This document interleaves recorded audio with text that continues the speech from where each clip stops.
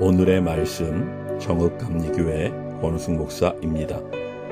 누가 묻기를 죽은 자들이 어떻게 다시 살아나며 어떠한 몸으로 오느냐 하리니, 어리석은 자여, 내가 뿌리는 씨가 죽지 않으면 살아나지 못하겠고, 또 내가 뿌리는 것은 장래 형체를 뿌리는 것이 아니요 다만 밀이나 다른 것의 알맹이 뿐이로되, 하나님이 그 뜻대로 그에게 형체를 주시되 각 종자에게 그 형체를 주시느니라. 육체는 다 같은 육체가 아니니, 하나는 사람의 육체요, 하나는 짐승의 육체요, 하나는 새의 육체요, 하나는 물고기의 육체라. 하늘에 속한 형체도 있고 땅에 속한 형체도 있으나, 하늘에 속한 것의 영광이 따로 있고 땅에 속한 것의 영광이 따로 있으니, 해의 영광이 다르고 달의 영광이 다르며 별의 영광도 다른데 별과 별의 영광이 다르도다.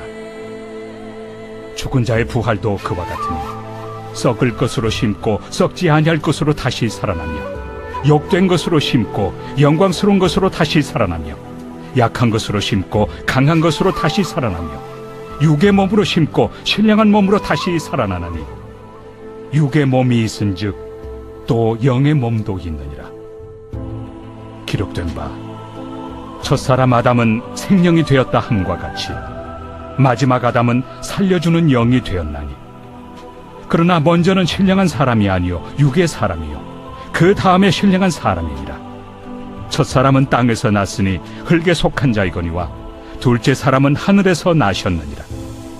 무릇 흙에 속한 자들은 저 흙에 속한 자와 같고, 무릇 하늘에 속한 자들은 저 하늘에 속한 이와 같으니, 우리가 흙에 속한 자의 형상을 입은 것 같이 또한 하늘에 속한 이의 형상을 입으리라. 고린도 교회 안에는 성도의 부활에 대해 논쟁이 있었습니다.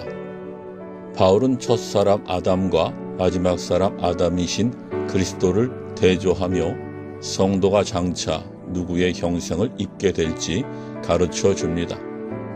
성도는 주님이 다시 오실 그날 영광스러운 몸으로 부활할 것입니다. 그렇다면 죽음의 현실과 육신의 연약함 앞에서 우리는 어떤 믿음으로 살아야 할까요? 먼저 우리는 부활을 기쁨으로 기다리는 믿음으로 살아야 합니다. 바울은 씨의 비유로 부활을 설명합니다. 씨가 흙 속에 묻히고 겉껍질이 깨질 때 이전의 모습은 사라지는 것처럼 보입니다. 그러나 그 과정을 통해 씨앗 안에 감추어져 있던 생명이 전혀 다른 모습으로 드러납니다.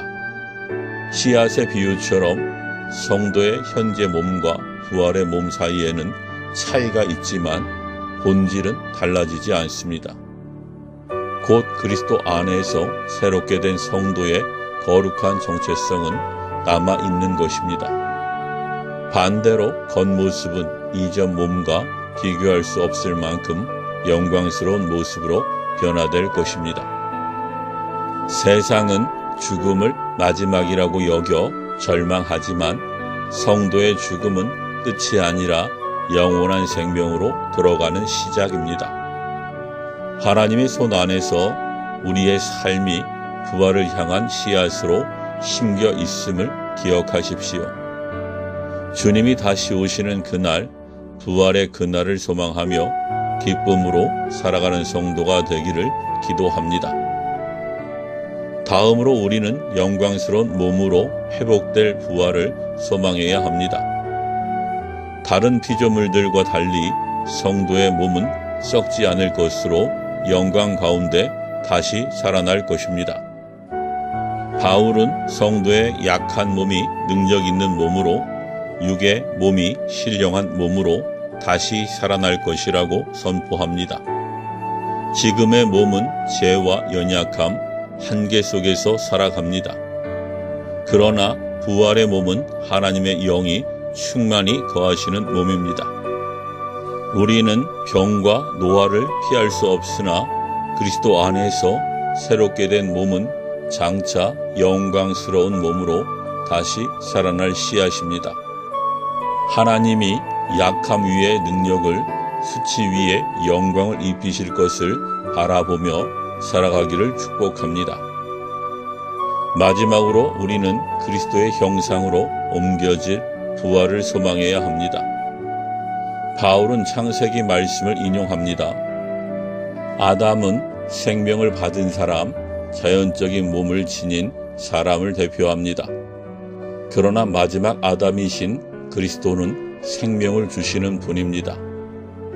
46절에서 바울은 우리가 아담에게서 온 육신을 먼저 가지고 장차 그리스도께 속한 신령한 몸을 입게 될 것임을 가르쳐 줍니다.